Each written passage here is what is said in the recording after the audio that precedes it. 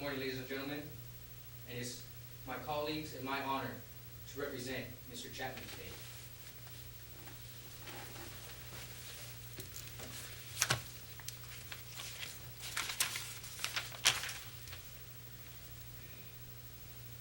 The facts and evidence that you will hear from that stand today will show that Mr. Chapman was not around at the time, is not around the muffler at the time of the murder. It will show that Mr. Chapman was a hardworking man who did not need to steal money in order to make his living, in order to get by. He will testify that he's worked 2 jobs for many years and is a business owner. He will also testify that his wife worked on the weekends. He will testify that he had some debt, but nothing that was unmanageable. Nothing that would take anybody over the edge to commit this type of crime. The evidence is going to show that Mr. Chapman was a hardworking man who worked for over 10 years at the Darrell County Police Department. Not once did he ever get in trouble.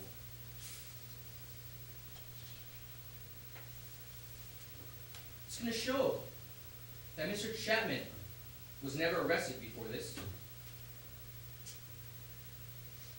The opposing counsel talked about Emma Jean's burglary and how Mr. Chapman had the opportunity, right, and the corruption to commit this crime. Well, that's not true. That's not what the evidence is going to show today. The evidence is going to show that Mr. Chapman was a community officer. He liked to get in the community and get to know them. Everyone knew Mr. Chapman. Everyone knew Mr. Chapman by his first name, and he knew them. He believed that being a police officer was just more than procedures. It was about trying to help out people with their problems, and that's exactly what he did when he investigated Mrs. Jean's burglary. He attempted to help out a woman with her problems. A woman with the problems of her 2 kids that hated each other. One that might have stole, that she suspected stole her money. However, when Mr. Chapman went to go investigate the burglary, she did not want to press charges on her son. She asked Mr. Chapman not to investigate, not to move forward with filing a police report, not to move forward with questioning her son, not to move forward with trying to get a search warrant. Why? Because she said she was unsure whether she wanted to prosecute her son. She was terrified of her baby going to jail for a long time.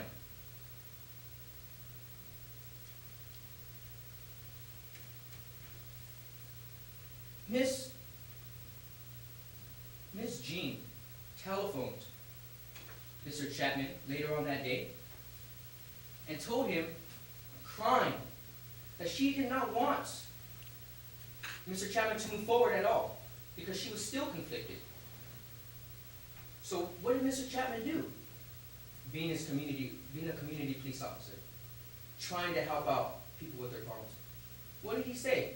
He said, I give you my word as a community officer and as a human being that I will wait until you give me your okay to move forward. And that's what he did. But Mr. Chapman didn't stop there. No, Mr. Chapman told his direct supervisor about it. He told his direct supervisor, Officer Merganzi, about his dilemma. And what did Officer Merganzi say? He told him not to file the police report.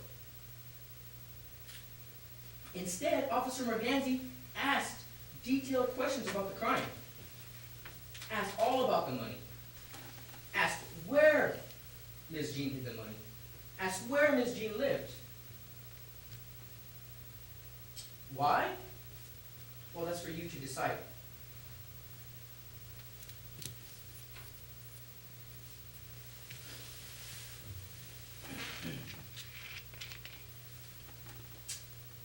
Officer Burkett is going to testify, and he's going to say, that he suspected Mr. Chapman of committing this crime because he didn't file the police report. Is that enough to convict somebody? Mr. Chapman, Mr. Burkett, is going to tell you that he did a thorough investigation, that he turned over all the stones, that he crossed all the T's and dotted all the I's. But the evidence is going to show that when Mr. Burkett started investigating Emma Jean's burglary, that he did not turn over every stone. Why? Why? Officer Burkett asked all the officers in the precinct to come in for questioning when Emma Jean was murdered. Why? Because it was reported that it was a cop who had stopped the victim that night when she died. But when they went to question the officers, Officer Morganzi, who so happens, went home sick at that moment. What did Officer Burkett say? All right, I'll question him tomorrow. But what happened tomorrow? Officer Morganzi committed suicide. Now, I'm not sure about you, but that seems a little bit too much of a coincidence. Did Officer Burkett investigate Officer Morganzi at all? No. He did no ballistics test on the bullets found in Officer Morganzi's suicide. He didn't compare those bullets to the bullets found in Emma Jean's burglary. He never compared the gun found in Officer Morganzi's suicide with the bullets from Emma Jean's murder. He never did that. Earlier, I talked about Emma Jean not wanting to prosecute her youngest son because they suspected that he was the one that committed the crime. Did Officer Morganzi investigate him? Yes, he did. He brought him in for questioning. But that's where it stops. He didn't look into the bank account of her youngest son. No. And if you steal $12,000, logical connection would be to go and check bank accounts. Right? Did he do that? No. He didn't even do that to Officer Morganzi. Even though his chief assistant investigator that he chose to be his second in command, even though Detective Turner told Officer Burkett that there was a connection between Officer Morganzi's suicide and Emma Jean. But Officer Burkett did not heed that warning. He did not make one inquiry into it. He just dismissed it. What's even more disturbing about that is that Mr. Chapman, during the questioning, when Mr. Burkett questioned him, Mr. Chapman told Officer Burkett that he told Officer Morganzi all about it. All about Emma Jean's burglary. He told him that he gave him his combination lock. That Officer Morganzi had given Mr. Chapman the combination lock. And what's so interesting about the combination lock? Well, that same combination lock, that same number, was found on by Officer Morganzi's computer. You would think that that might flip a switch to an investigator, a lead investigator who has 26 years experience, 16 of those being a senior investigator. That should have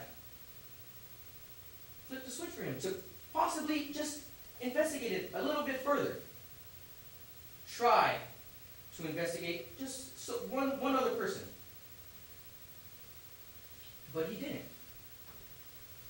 And why didn't he do it? Because Officer Burkett was biased against Mr. Chapman. His lead investigator, Detective Turner, is going to tell you on that stand that Officer Burkett had it out for Mr. Chapman since the beginning of the case. He's going to tell you on that stand that it was because he thought that Mr. Chapman committed a robbery 2 years ago. He's going to tell you, but there was no evidence that was connected to Mr. Chapman. And he's going to tell you, and you'll see from the evidence that that was Mr. Chapman's first day on that night of the robbery at work.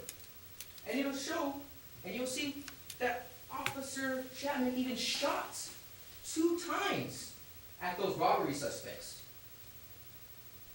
Twice, he shot at them. But yet, Officer Burkett still thought it was him that committed that burglary. But no evidence was found. And what is the coincidence of this case and that? Officer Burkett is the lead detective in that case, and he's the lead detective in this case. Mr. Chapman was a suspect in that case, and he's a suspect in this case.